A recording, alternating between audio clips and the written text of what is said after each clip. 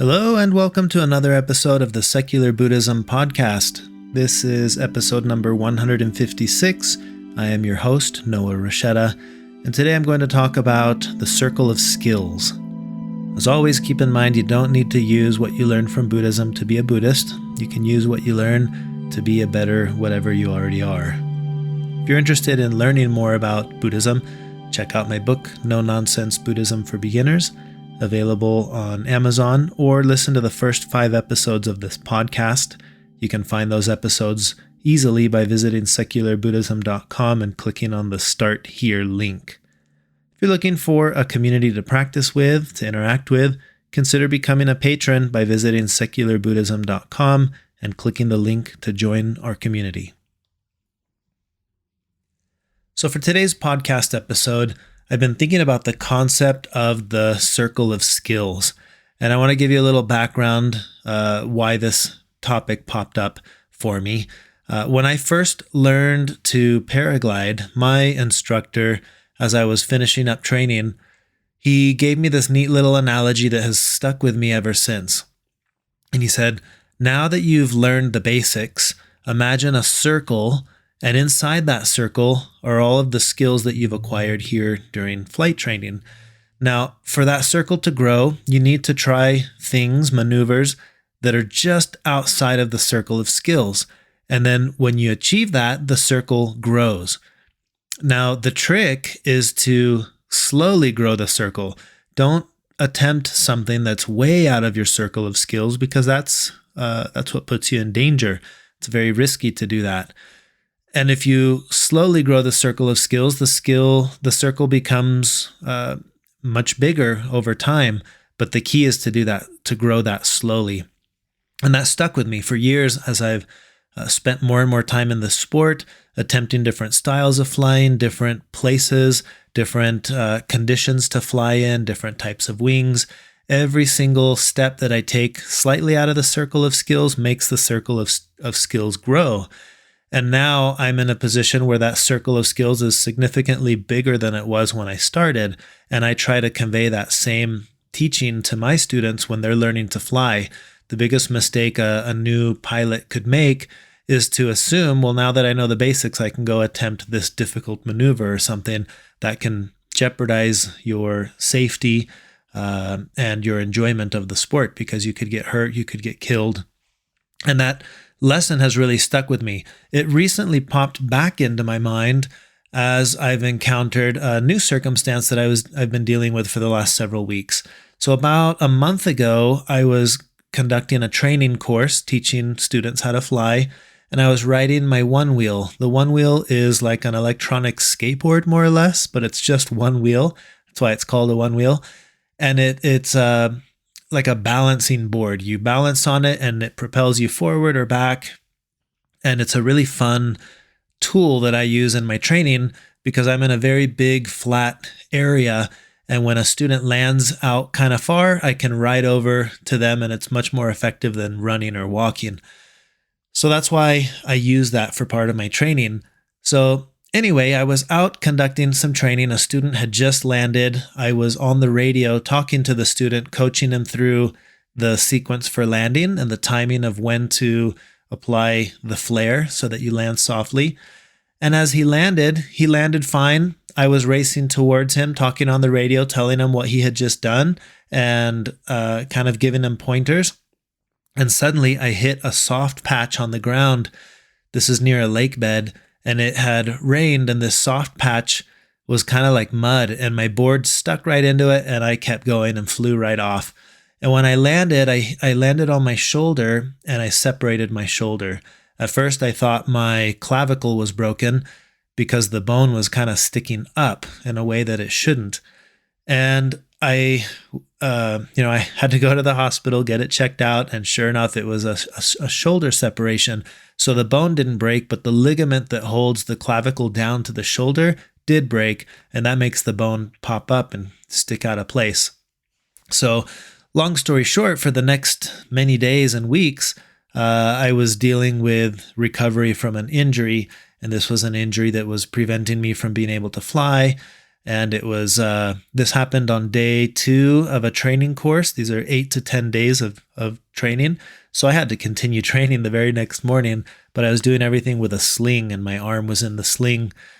And so as I was going through all of this, I immediately started looking into what the exercises and stretches were for physical therapy for this kind of a treatment, because the doctor had told me I would most likely be in a sling 3 to 4 weeks. And I was looking forward at the 4-week mark to being able to do this family trip to Moab, where my plan was to fly with my mom, take her up for her first ever flight with me. So that was a milestone I was looking forward to, and I was disappointed that that was looking rather unlikely at the time. So I started doing these physical therapy exercises, knowing I needed to regain mobility in my arm so that I would be able to fly. And as I was going through this, doing the exercises every day, it occurred to me how much this process of rehabilitation kind of feels like Buddhist practice. So this is the topic I wanted to correlate today in this podcast episode, which is the notion that in life, difficulties arise, right? The core of Buddhist teachings would be the Four Noble Truths, which is that in life, difficulties arise. The source of suffering, we would call this suffering, right? Wanting things to be other than how they are. The moment we experience that feeling, that's something everyone's going to experience. Suffering has causes. When we understand the causes of the suffering, then we can work towards the cessation of the causes of suffering, and there's a path that leads to that. So that, in a nutshell, is the Four Noble Truths. So here I was in this set of circumstances where life presents a situation, an injury in this case. So here I am with an injury that causes discomfort, and now I was going to start practicing the path that would allow me to become more comfortable with the discomfort that I was experiencing. So as I was going through the rehabilitation process, doing these exercises and moving my arm and my shoulder in certain directions, I noticed a significant amount of pain. And I would work through that pain until it eased off. And then the next day, it would be a little bit easier. And this continued day after day. And that's where I made the connection, where I thought this is a lot like a mini lesson of what life is like. Life presents us with certain injuries, if we want to call them that. And it doesn't have to be physical. It can be emotional, spiritual injuries, where being brought up in a certain house or with certain things that happened to you in your youth or certain experiences that happen with friends. Everybody has their own circumstances that they encounter in life, and they kind of change. They change everything. So in this case, the example was, here's an injury, a fall that now affects my mobility. And now I'm working through that. And essentially what I'm doing through physical therapy is becoming more and more comfortable with the discomfort, and in that process, becoming more and more able to move my arm again. And I thought about this circle of skills. Again, if the circle grows slowly, that's the skillful way to grow it. But if I try to jump out of that circle with a big leap, that wouldn't be skillful. And so it was with the physical therapy I was going through. My goal for, the next 24 to 48 hours would have been, I want my elbow to be able to get up to 45 degrees. But I certainly wasn't going to set a goal that was, to extend my arm over my head and be able to pull down on the brakes of a paraglider wing. That would be way too far out of the circle of skills. So that circle was small, and I continually worked on growing it. And sure enough, that's exactly what happened. With time, every day improved. And by day 7, I was out of the sling. So I was 1 week in a sling. And then from day 7 onward, doing exercises to regain the ability to stretch my arm all the way up over my head. And by the 4th week, when we went to Moab, I was feeling pretty confident that I would be able to fly because I had been doing all these exercises and stretches. And sure enough, I took my very first flight almost exactly 4 weeks from the day I was injured. And it worked. And I was able to take my mom, my wife, all three of my kids, my niece. I took several people up during this trip and did tandem flights with them. And it was so rewarding to look back and think, had I not started that from day one of the injury, it's very likely I wouldn't have been in a position to be able to do that by that date. So it got me thinking, just with practice in general, the nature of practice. I think a lot of people, when they encounter Buddhism, what you see is the hope of having this really big new circle of skills where you can deal with all the things life is going to throw your way. And there's a tendency to want to jump right to the big skill, right? It's like, oh, this stuff is interesting. I want to sit here and start meditating for an hour. And that's like jumping too far out of the circle. It's not skillful. It won't be beneficial. You may burn out quickly and then you're done with the practice. Very much the same as if I would have attempted very difficult maneuvers with my arms those first few days. It would be too painful, and then I'd be stuck having to spend more time nursing that injury because I would be making it worse. But instead, I took the approach of little by little and baby steps, but making continual progress. And I think that's the approach that works best for mindfulness as a practice. Rather than setting these big, lofty goals, like I'm going to sit and meditate for 2 hours. No, don't do that. Just try to make little baby steps. Like I'm going to try to think about mindfulness at least twice a day or 3 times a day and spend 30 seconds to do it.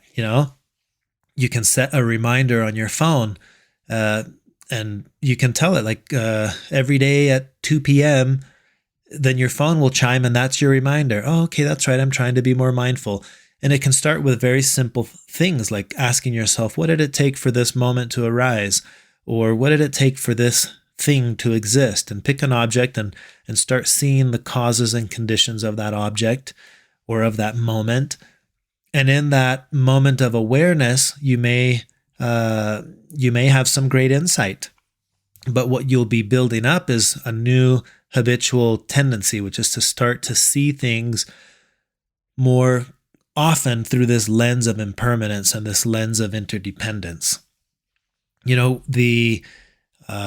think one of the most basic forms of practice that's often overlooked is that all we're trying to do is return to the present moment and to see in the present moment the connection of this with all the things that are not this. This practice is talked about often. For example, looking at a leaf. You can look at a leaf and then process as you sit there and think of the causes and conditions of the leaf. Soon you'll see in a leaf, you'll see the sun, you'll see the clouds, you'll see the rain, you'll see literally everything that it's taken for that leaf to be what it is. So what happens is you start to see in the one thing, all things. And that's the aim, one of the aims of Buddhist practice. I feel like as a society, sometimes we're doing the opposite. We're trying to hone in on things and get to the essence of a thing. And rather than looking for the essence of the thing, in Buddhism, we're trying to zoom out, not zoom in. We're trying to zoom out to where you can eventually see in the one thing, all things. And that is seen through the lens of interdependence. Thich Nhat Hanh would say, all things inter-are.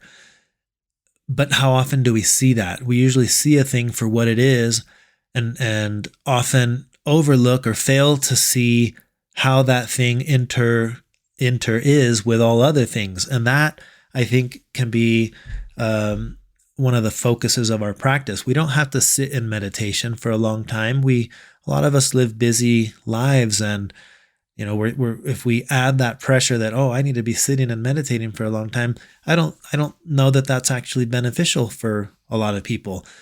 What may be much more beneficial is to just focus on practicing seeing things a little bit more clearly.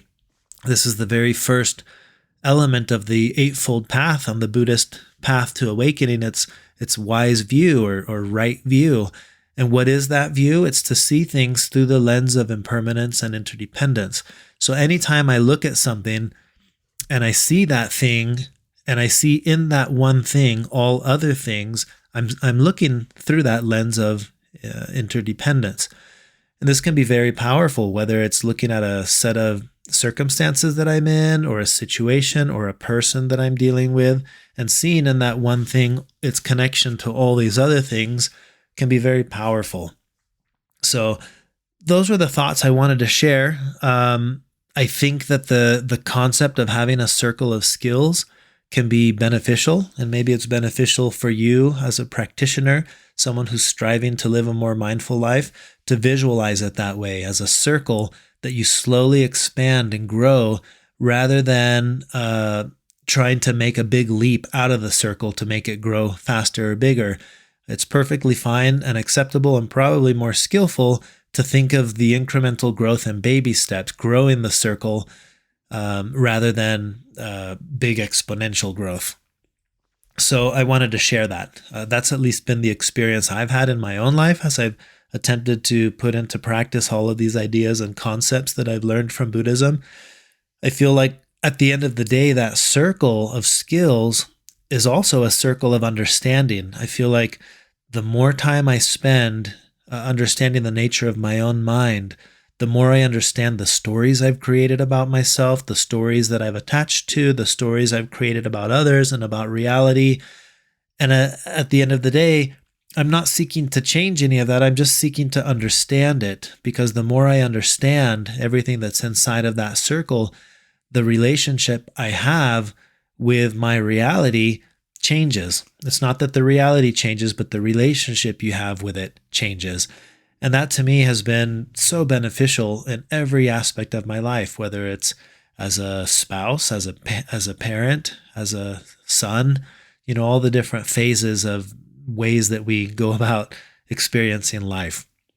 So that's what I wanted to share for this podcast episode. I hope you'll be able to take these concepts, or this specific concept, and use that analogy of the circle of skills and apply that to all the areas and facets of your life where you're trying to grow your circle of skills, your skills with rehabilitation, or skills with your career, the skills you have in your job or profession, the skills that you have in the roles that you play as a spouse, as a sibling, etc.